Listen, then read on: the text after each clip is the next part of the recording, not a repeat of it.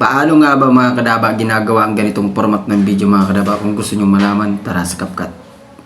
Ngayon mga kadaba, mag-add yung project na tayo.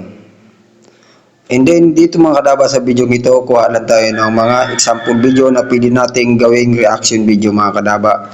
Halimbawa mga kadaba, ito yung kukunin natin mga kadaba. Halimbawa, ito mga kadaba, ito. Then add lang natin. Hindi pag na-add na, aspect ratio, piliin mo yung parang Instagram, yung 1:1. Ayan. Then pagkatapos, ilagay nyo lang sa pinakagilid mga kadaba, i-drag nyo lang yan dyan, Then i-check nyo na. Ngayon pag na-check na mga kadaba, add overlay ulit kayo. Add. Tapos mamili lang kayo dyan mga kadaba kung anong gusto ang video nyo na i-reaction video nyo mga kadaba. Halimbawa ito mga kadaba, ito. Then add nyo lang. And then pag-add mga kadaba, i-drag nyo lang mga kadaba, ganyan Yan, dapat kasi mga kadaba, pantay-pantayan sila. Tignan nyo na lang mga kadaba yung mga linya para magpantay-pantay. Ganyan lang mga kadaba yung pag-drag. So ngayon mga kadaba, kung may napapansin kayo, di ba mga kadaba, yung mga video na dumadaan sa wall nyo na may mga reaction video, ganito yung ginagawa nila mga format para hindi sila makopyright. Kasi mga kadaba, dito sa video ito, pwede mo tanggalin yung mga volume. Halimbawa, yung volume ng video na dinaload mo, pwede mong tanggalin yan para hindi ka makopyright. Tapos yung isa, kunwari, dito sa taas, nagsasalita. Halimbawa, yan yung video mo, nagsasalita ka dyan. So, ganun lang mga kadabang gagawin nyo. Tapos ito, tanggalin natin yung volume.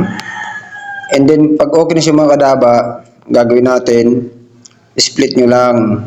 Split.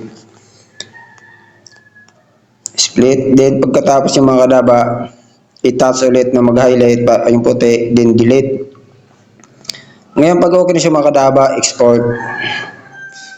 So antayin natin matapos mga kadaba kasi hindi pa tayo tapos gumawa ng reaction video.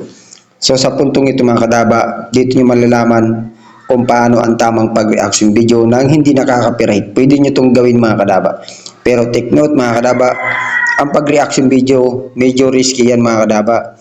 Lalo na kung hindi nyo alam yung format ng mga video at kung paano pagandahin yung mga boses nyo dyan. Kailangan kasi mas nangingibabaw yung boses nyo dyan sa paggawa ng reaction video mga kadaba. Then add new project tayo ulit mga kadaba. And then kuha lang tayo mga kadaba ng sample video dito mga kadaba. Halimbawa mga kadaba, ito yung kukunin ko mga kadaba. Ito. Halimbawa ulit mga kadaba. Then add. So ngayon, ang gagawin natin dito mga kadaba, tanggalin natin muna yung volume. Kasi dito mga kadaba sa reaction video, dapat mas nangingibabaw yung boses mo kapag gagawa ka ng reaction video. Then, yan, ganyan. Siyempre, para iwas copyright yung mga kadaba. Ganyan yung gagawin nyo. Ngayon, ang gagawin natin, para maging blurry yan mga kadaba, punta ka lang sa may background. Ayan mga kadaba, background. Then, i-click nyo lang yung blurry.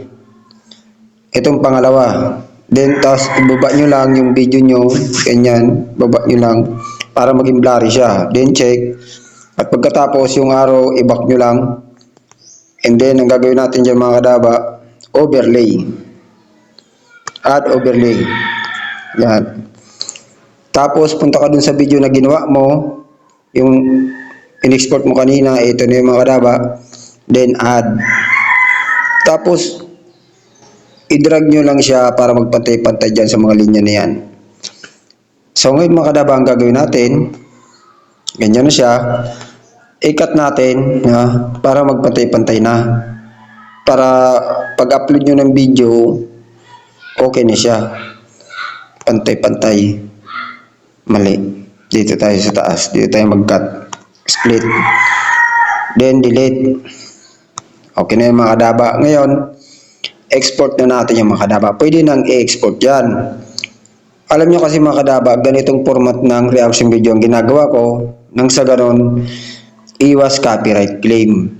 Lalo na kung mahilig ka mag-download ng video, tapos gusto mong gumawa ng reaction video, pwede naman yung mga ganitong format mga kadaba. Para iwas ka copyright. Kasi nga mga kadaba, sinasabi ko sa inyo, dapat mas nangingibabaw yung boses mo doon sa video na bibigyan mo ng reaction video. So kung naintindihan nyo mga kadaba, kung hindi nyo naintindihan, mag-comment ka dyan. At sana pakishare ng video ito para naman nang sa ganon yung mga baguhan ay makaalam. Diba mga kadaba? So hanggang dito na lang ang video ito mga kadaba at medyo mahaba-haba na. Kaya pakipollow na lang. Thank you very much.